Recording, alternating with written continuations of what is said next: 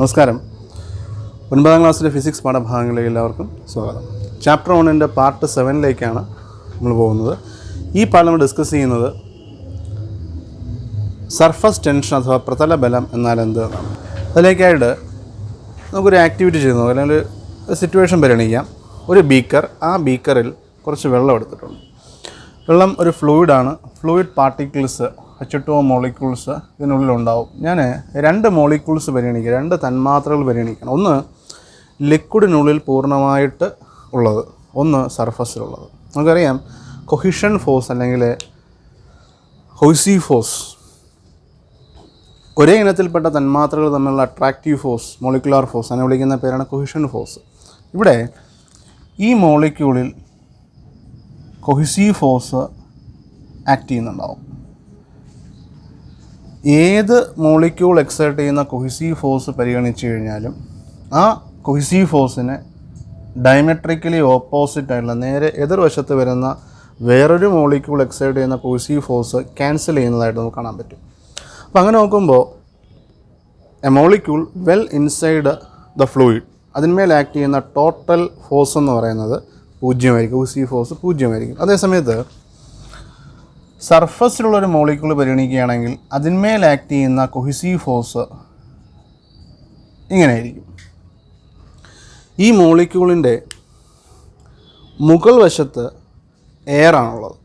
അപ്പോൾ ആ എയറിനകത്ത് വരുന്ന പാർട്ടിക്കിൾസ് എക്സൈഡ് ചെയ്യുന്ന ഫോഴ്സ്, അഡ്ഹീസീവ് ഫോഴ്സ്, ഈ താഴെയുള്ള same kind of molecules Exide ചെയ്യുന്ന കൊഹിസീവ് ഫോഴ്സ്, ഇവ തമ്മിൽ ബാലൻസ് ചെയ്യപ്പെടില്ല. അതിൻ്റെ ഫലം എന്താണ്? ഈ മോളിക്യൂളിൽ ഇവിടെ ഉള്ളതുപോലെ നെറ്റ് ഫോഴ്സ് 0 അല്ല, മറിച്ച് ഈ മോളിക്യൂളിൽ, സർഫസിലെ മോളിക്യൂൾസിൽ ആക്ട് ചെയ്യുന്ന ഒരു ഫോഴ്സ്, റിസൾട്ടൻറ്റ് ഫോഴ്സ്, അത് 0 അല്ല, മറിച്ച് അത് ഡൗൺവേർഡ് ഡയറക്ഷനിൽ ആക്ട് ചെയ്യും. അപ്പോൾ നമ്മൾ കണ്ടത് ഒരു ലിക്വിഡ് അറ്റ് റെസ്റ്റ്, അതിൻ്റെ സർഫസിലെ മോളിക്യൂൾസ്, ആ മോളിക്യൂൾസിൽ ആക്ട് ചെയ്യുന്ന റിസൾട്ടൻറ്റ് ഫോഴ്സ് ഡൗൺവേർഡ് ഡയറക്ഷനിലാണ്.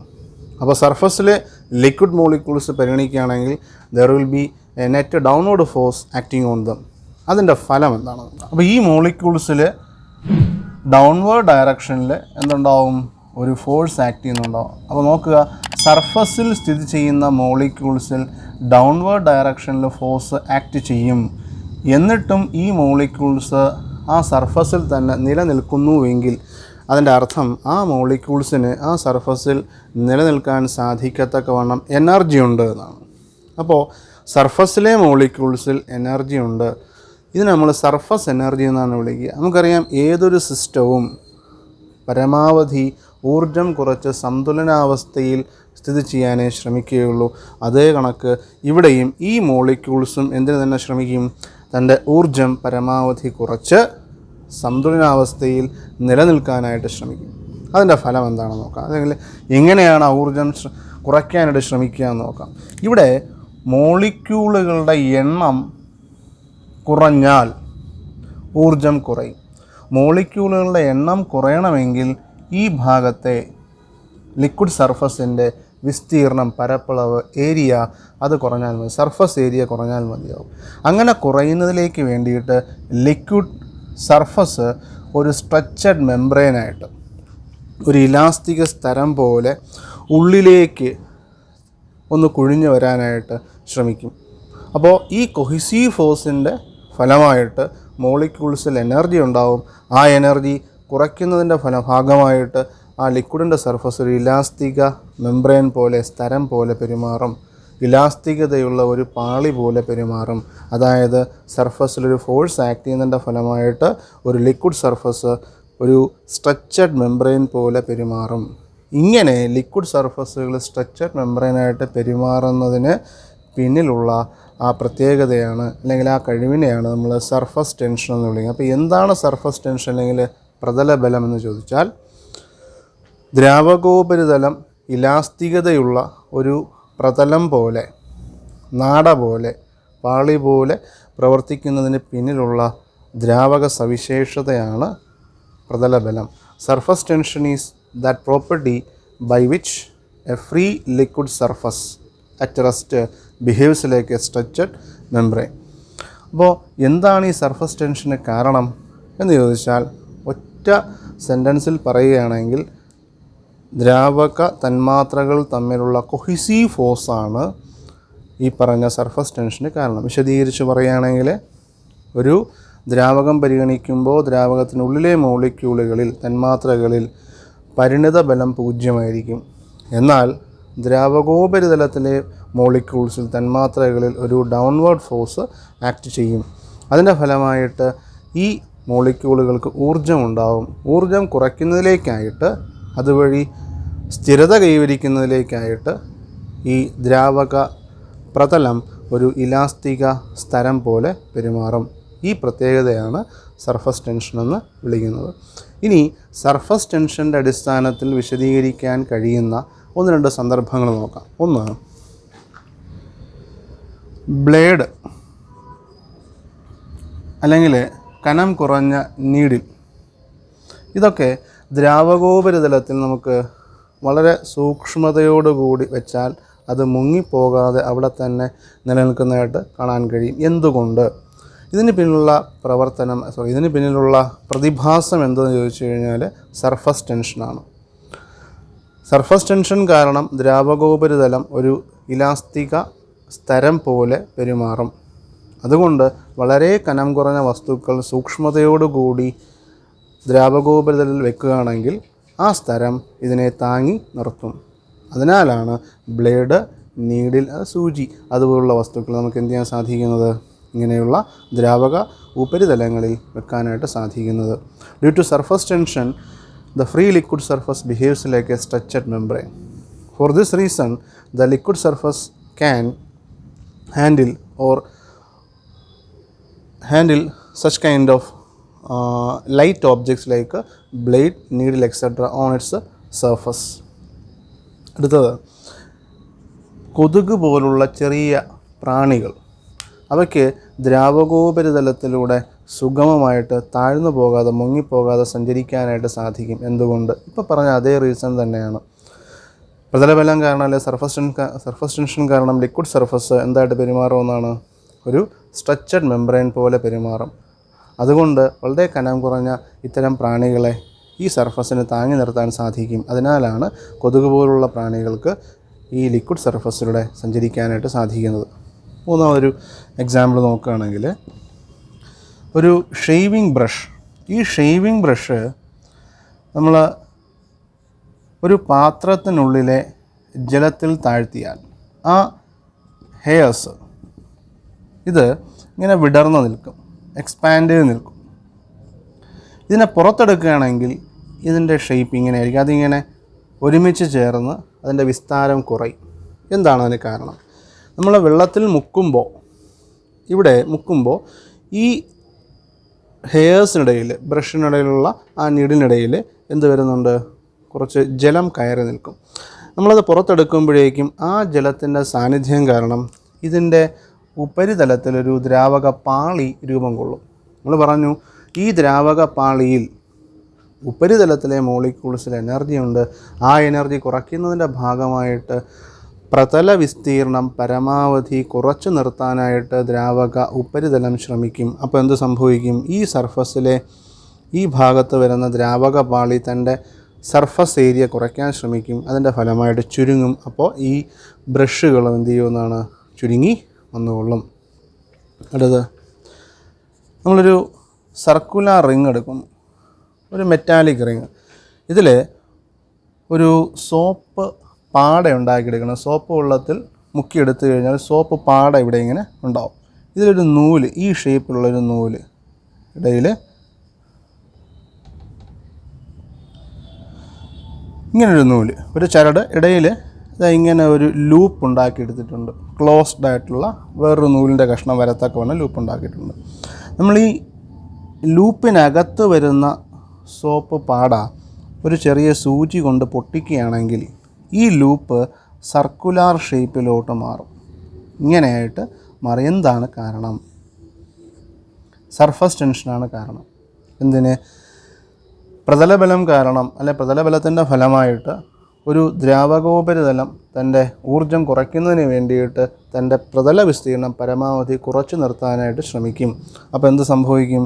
ഇവിടുത്തെ പാളിയെ നമ്മൾ പൊട്ടിക്കുമ്പോൾ ഈ ഭാഗത്ത് മാത്രമേ സോപ്പ് പതയുടെ പാളിയുള്ളൂ, ലിക്വിഡ് സർഫസ് ഉള്ളൂ. ആ ലിക്വിഡ് സർഫസ് തൻ്റെ ഏരിയ ഓഫ് ക്രോസ് സെക്ഷൻ അല്ലെങ്കിൽ ഏരിയ കുറയ്ക്കുന്നതിലേക്ക് വേണ്ടിയിട്ട് ഈ ദിശയിൽ ചുരുങ്ങും. അപ്പോൾ അതിൻ്റെ ഫലമായിട്ട് ഈ ഷേപ്പ് ഇങ്ങനെ സർക്കുലാർ ഷേപ്പിലോട്ട് വരും. അതെന്തിനാണ് സർക്കുലാർ ഷേപ്പിൽ തന്നെ ആകുന്നതെന്ന് ചോദിച്ചാൽ, ഒരു ഗിവൺ പെരിമീറ്ററിന് ഏറ്റവും കൂടിയ സർഫസ് ഏരിയ വരുന്നത് സർക്കുലാർ ഷേപ്പിനാണ്. അപ്പോൾ ഇതിനുള്ളിൽ മാക്സിമം ഏരിയ വന്നാൽ റിമൈനിങ് പോർഷൻ്റെ ഏരിയ കുറവായിരിക്കും. അപ്പോൾ ഈ ലിക്വിഡ് സർഫസിൻ്റെ ഏരിയ പരമാവധി കുറഞ്ഞിരിക്കും. അതിന് വേണ്ടിയിട്ടാണ് ഇങ്ങനെ സർക്കുലാർ ഷേപ്പിലോട്ട് മാറുന്നത്. അപ്പോൾ ഇതൊക്കെ സർഫസ് ടെൻഷനുമായി ബന്ധപ്പെട്ട കുറച്ച് ഇലസ്ട്രേഷൻസ് അല്ലെങ്കിൽ എക്സാമ്പിൾസ് ആണ്. ഇനി അടുത്ത ടോപ്പിക്ക് വിസ്കോസിറ്റി എന്നാൽ എന്താണ് വിസ്കോസിറ്റി അല്ലെങ്കിൽ ശ്യാനത? ഞാൻ ഘർഷണം അല്ലെങ്കിൽ ഫ്രിക്ഷൻ എന്ന കൺസെപ്റ്റ് നിങ്ങൾ മുമ്പ് പഠിച്ചിട്ടുള്ളതാണ്. അത് ഒന്നുകൂടെ അവതരിപ്പിക്കുക. എന്താണ് ഈ ഫ്രിക്ഷൻ അല്ലെങ്കിൽ എന്താണ് ഫ്രിക്ഷണൽ ഫോഴ്സ്?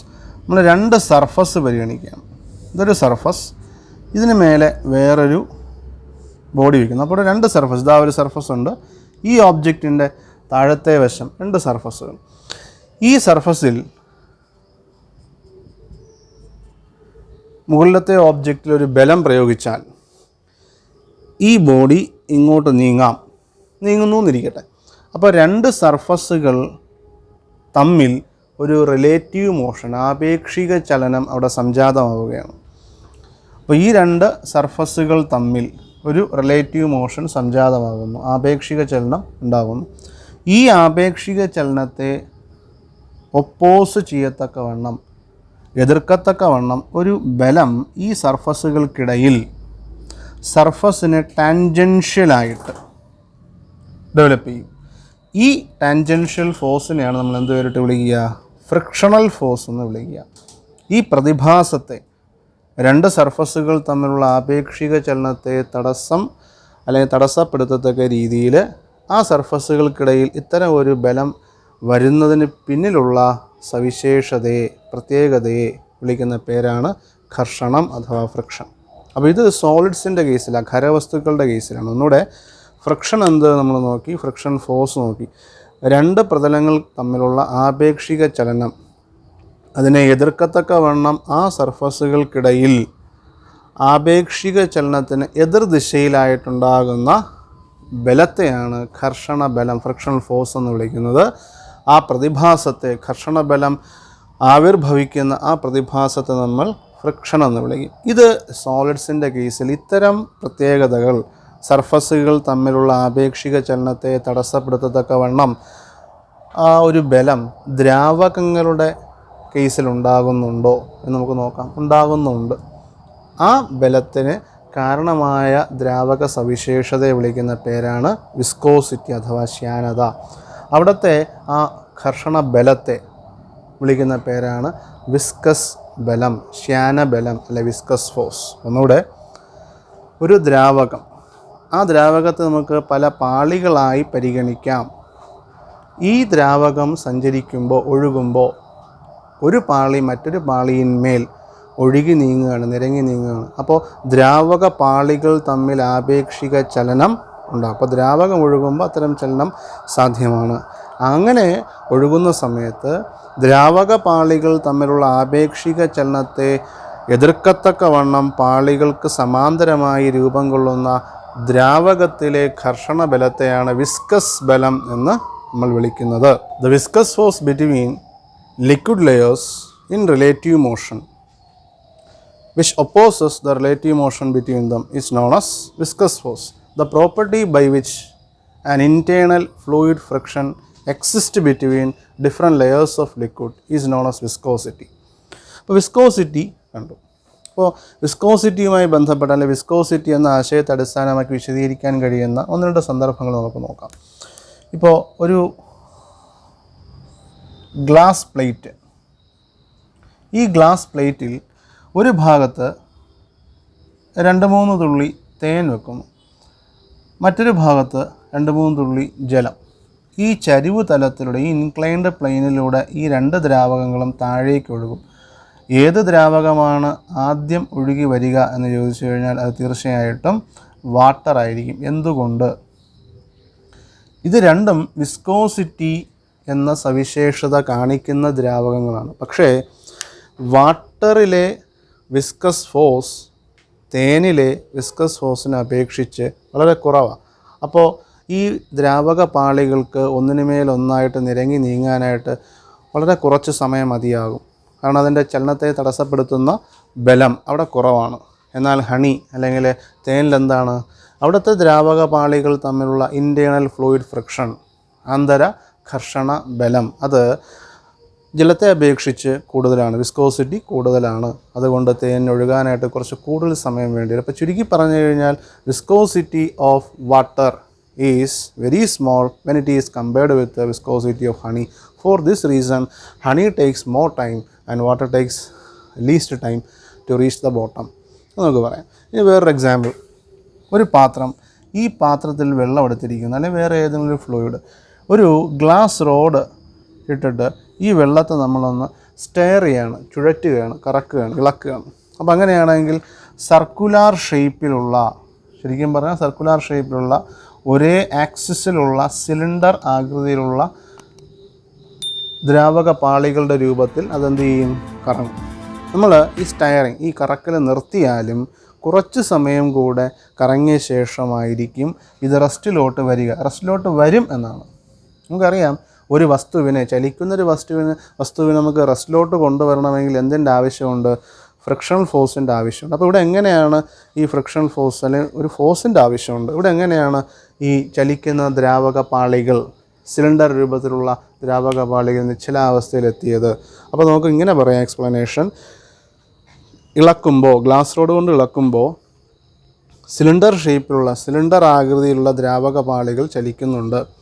ഈ ദ്രാവക പാളികൾക്കിടയിലുള്ള ഘർഷണ ബലം, വിസ്കസ് ബലമാണ് ഇളക്കൽ നിർത്തുമ്പോൾ അല്പസമയത്തിന് ശേഷം ഈ ചലനത്തെ ഇല്ലാതാക്കുന്നത്, ദ്രാവകത്തെ നിശ്ചലാവസ്ഥയിൽ എത്തിക്കുന്നത്. ഇതൊക്കെ വിസ്കോസിറ്റിയുമായി ബന്ധപ്പെട്ട് നമുക്ക് എക്സ്പ്ലെയിൻ ചെയ്യാൻ സാധിക്കുന്ന ഒന്ന് രണ്ട് പ്രതിഭാസങ്ങളാണ്. ഇനി വിസ്കോസിറ്റി കൂടുതലാണോ കുറവാണോ എന്നതിനെ അടിസ്ഥാനമാക്കി ദ്രാവകങ്ങളെ അല്ലെങ്കിൽ ഫ്ലൂയിഡ്സിനെ നമുക്ക് രണ്ടായിട്ട് തിരിക്കാൻ പറ്റും. ഒന്ന് വിസ്കസ് ഫ്ലൂയിഡ്സ് അല്ലെങ്കിൽ വിസ്കസ് ലിക്വിഡ്സ്. രണ്ടാമത്തേത് മൊബൈൽ ഫ്ലൂയിഡ്സ് അല്ലെങ്കിൽ മൊബൈൽ ലിക്വിഡ്സ്. വിസ്കോസിറ്റി കൂടിയ ദ്രാവകങ്ങളെയാണ് വിസ്കസ് ഫ്ലൂയിഡ്സ് എന്ന് വിളിക്കുന്നത്. അപ്പോൾ മൊബൈൽ ഫ്ലൂയിഡ്സ് എന്തായിരിക്കും, മൊബൈൽ ലിക്വിഡ്സ് എന്തായിരിക്കും? വിസ്കോസിറ്റി താരതമ്യേന കുറവുള്ളവ.